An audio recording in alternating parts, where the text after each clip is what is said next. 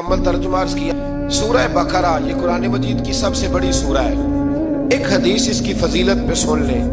نبی کریم علیہ السلام نے فرمایا جس گھر میں سورۃ بقرہ پڑھی جائے نا، فرمایا جن کیا وہاں سے تو شیطان بھی بھاگ جاتا ہے۔ سورہ بقرہ گھروں میں پڑھیں، یہ سب سے بڑا تعویذ ہے۔ اگر گھر میں جنات ہوں، کوئی آسیب ہوں، اور یہ وہ والا تعویذ ہے جو مدینے والے رسول نے عطا فرمایا ہے۔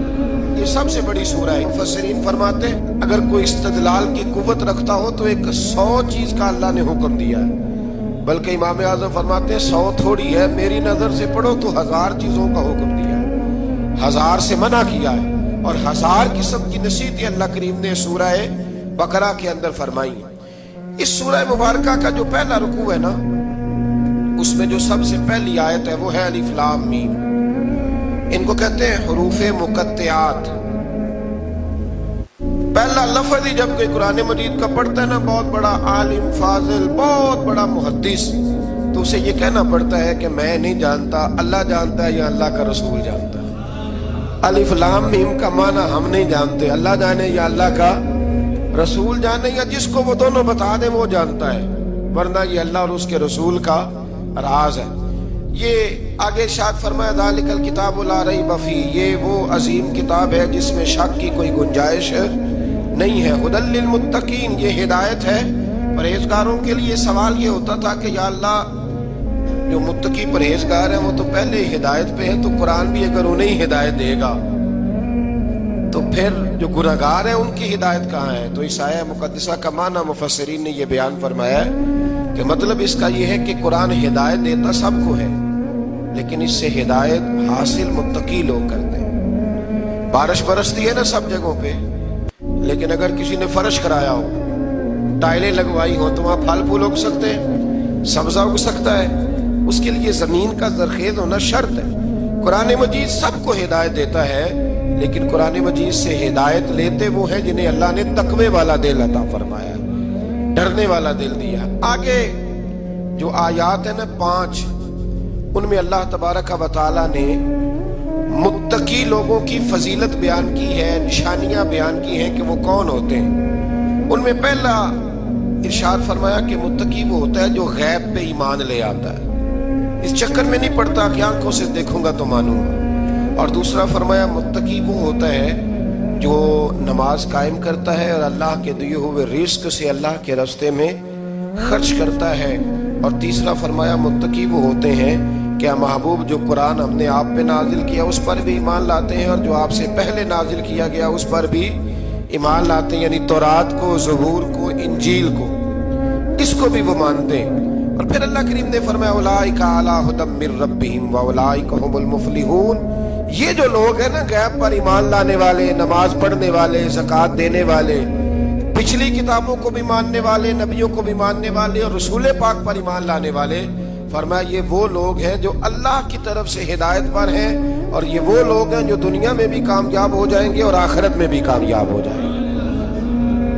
پھر آگے نا اللہ تبارک و تعالیٰ نے کفار کا ذکر فرمایا ہے 3 آیات کے اندر۔ مومن کے بعد دوسرا درجہ کس کا ہے ذکر میں؟ کافر کا۔ پہلے بات ہوئی 5 آیات میں مومنوں کی، اب 3 آیات میں ذکر کیا گیا پکے کافروں کا۔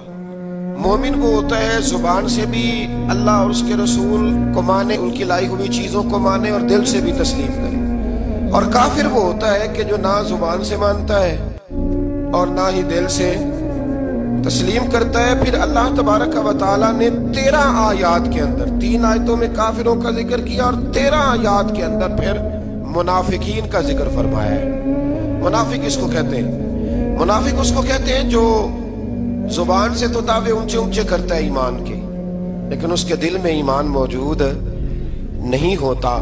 آپ حیران ہوں گے، یہیں پہ بات کو ذرا غور سے سمجھیں کہ مومنوں کا ذکر 5 آیات میں اور کفار کا 3 آیات میں، پکے کفار کا، اور منافقین کے لیے اللہ نے اگلے ہی رکوع میں 13 آیات بیان فرمائی۔ 13 یہ خطرناک گروہ ہے منافقین کا، یہ خوفناک لوگ ہیں، یہ وہ چھپی ہوئی بیماری ہے کہ جس کو پکڑنا تھوڑا مشکل ہے۔ کچھ بیماریوں کو ڈاکٹر کہتے ہیں نا یہ خاموش قاتل ہے، قتل کر دیتی ہے پر پتہ نہیں لگنے دیتی۔ اسی طرح منافقین کا ٹولہ ہے. قرآن مجید کہتا ہے ان منافقین کے بارے میں وَمِنَ النَّاسِ مَن يَقُولُ آمَنَّا بِاللَّهِ وَبِالْيَوْمِ الْآخِرِ وَمَا هُمْ بِمُؤْمِنِينَ. اے محبوب کچھ لوگ کہتے ہیں ہم اللہ اور آخرت پر ایمان لائے لیکن وہ ایمان لانے والے نہیں ہیں. تو جب رب کہتا ہے نہیں ہے، آج کسی کو کہہ دیا جائے نا کہ وہ بندہ جھوٹا کلمہ پڑھتا ہے، اس کی باتیں نہیں بتاتی، تو کہتے ہو آپ ایک کلمہ گو کو برا کہہ رہے ہیں. تو یہاں تو اللہ ان کے کلمے کا بھی اعلان فرما رہا ہے اور ان کے نفاق کا بھی اعلان 13 آیات میں. اور رب فرماتا ہے یخادعون اللہ والذین آمنوا وما یخدعون الا انفسهم وما یشعرون. فرمایا وہ اللہ کو دھوکہ دینا چاہتے ہیں مومنوں کو، حالانکہ نہیں دھوکہ دیتے مگر اپنی ہی جانوں کو، انہیں شعور ہی نہیں. اللہ تبارک و تعالیٰ نے 13 آیات کے اندر مکہ مکرمہ میں منافق کوئی نہیں تھا جب تک حضور نے ہجرت نہیں کی تھی. کیوں؟ اس لیے کہ وہاں جو کلمہ پڑھتا تھا اسے مار کھانی پڑتی تھی. تو کسی کو کیا مصیبت پڑی تھی جھوٹا کلمہ پڑھ کے مار کھائے. مدینے میں جب اسلامی حکومت قائم ہو گئی نا تو کچھ لوگوں نے اسلامی حکومت سے فائدہ لینے کے لیے جھوٹے موٹے کلمے پڑھ لیے، اندر کفر رکھتے تھے، اوپر سے اظہار اسلام کرتے تھے. تو رب فرماتا ہے کہ ان کا یہ ایمان قابل قبول نہیں ہے. تو یا اللہ پھر کس کا ایمان قابل قبول ہے؟ تو اللہ کریم نے فرمایا وَإِذَا قِيلَ لَهُمْ آمِنُوا كَمَا آمَنَ النَّاسُ.